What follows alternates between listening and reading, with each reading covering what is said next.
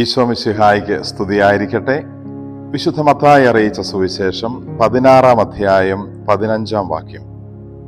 Caesarea Philippi പ്രദേശത്ത് എത്തിയപ്പോൾ ഈശോ ശിഷ്യന്മാരോട് ചോദിക്കുന്നു, ഞാൻ ആരാണെന്നാണ് ജനങ്ങൾ പറയുന്നത്?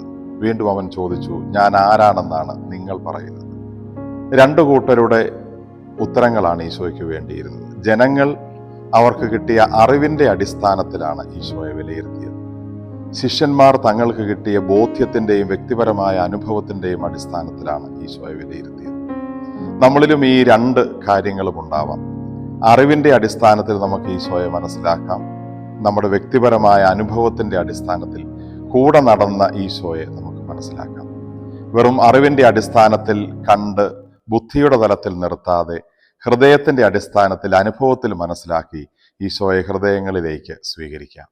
ആമേൻ.